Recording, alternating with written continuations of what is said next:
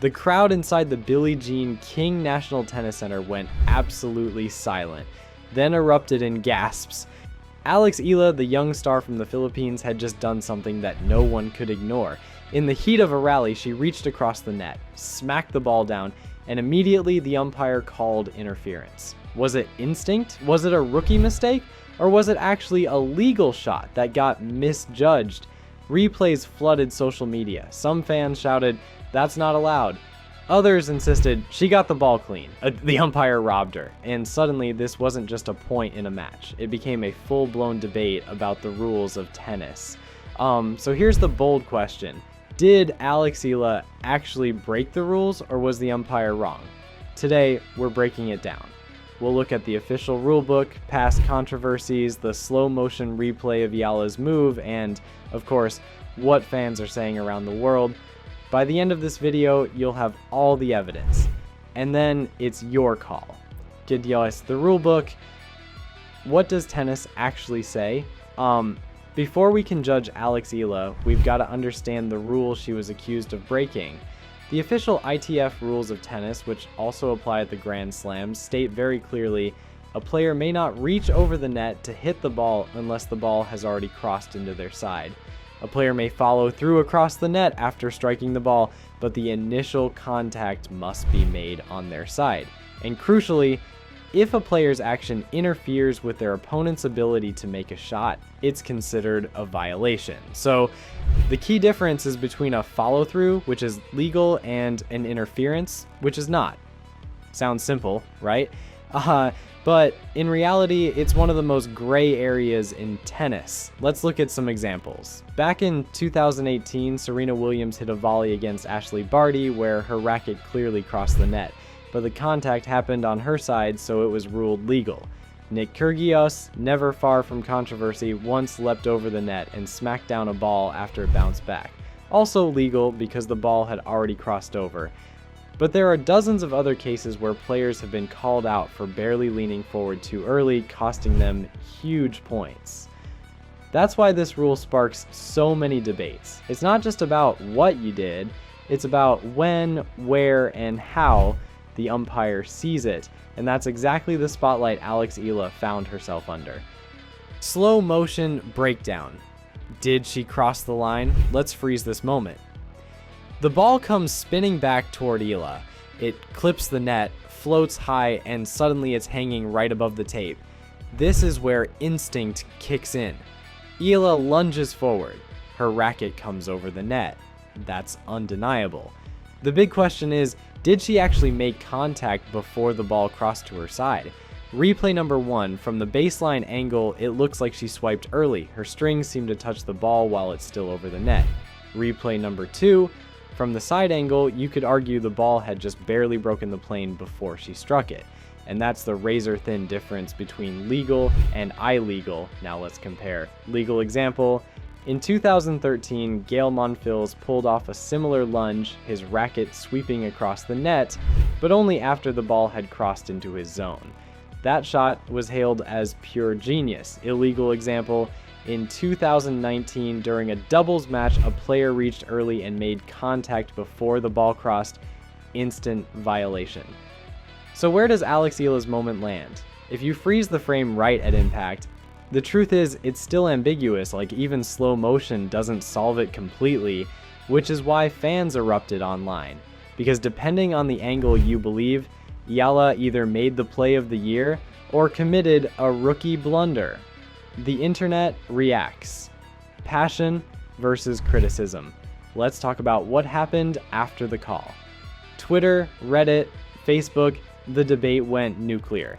Filipino fans were absolutely outraged. To them, this was an unfair call against their rising star. One viral tweet read, "She got the ball clean." The umpire just couldn't handle seeing a Filipina dominate on the big stage. Another fan said, "If Serena or Djokovic made that move, it would have been applauded. But with Eala, they punish her." Meanwhile, neutral observers were split. Some said, "Look, rules are rules. She clearly touched it early." Others pushed back. "Slow it down, frame by frame. The ball was already over. Give her the point." And then there were the more critical voices. A Reddit thread with thousands of comments argued that Eala's play was reckless, showing her inexperience at the top level. One post summed it up: "You don't reach over like that in a slam match. It's a gamble, and she lost." But others defended her as fearless. This is what makes Eala exciting. She doesn't back down, she takes risks. That's how you break through in tennis.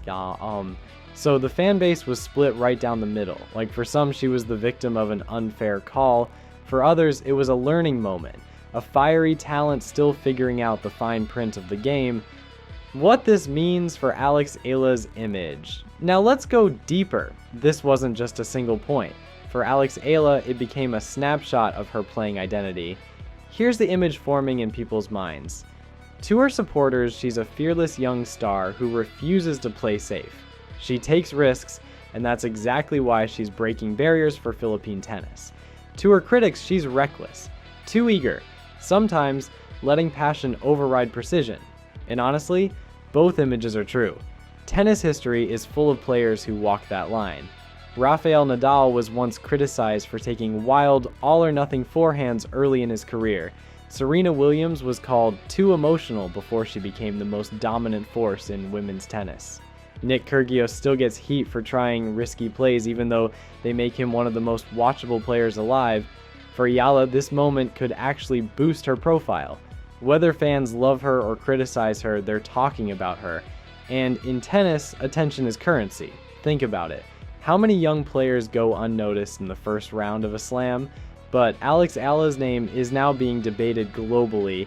Yes, the call went against her. But in terms of headlines, energy, and identity, she might have won more than she lost. Now, here's where I stand on this whole Eala situation. First off, I get why this is such a big deal. She's not just another young player grinding on the ITF circuit.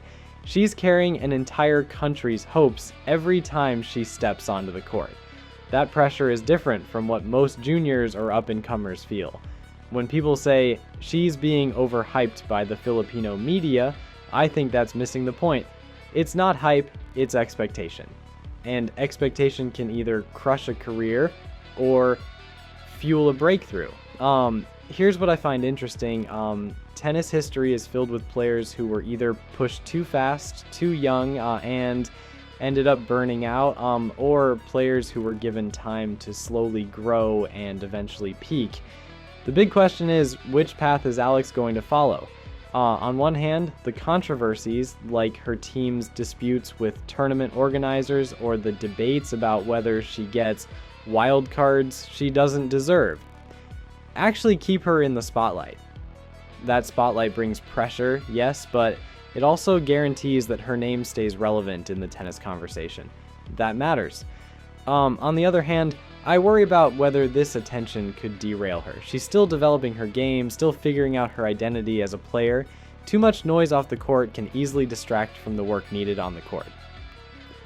So my personal take, I'd rather see her prove it against the big names consistently before we crown her the future of Asian tennis.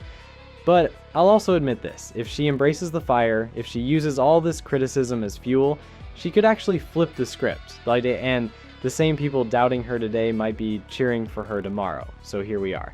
One controversial point, a divided fan base, and a spotlight brighter than ever. The rulebook says you can't reach over unless the ball has crossed. The umpire decided she didn't wait long enough. But fans, they're not so sure.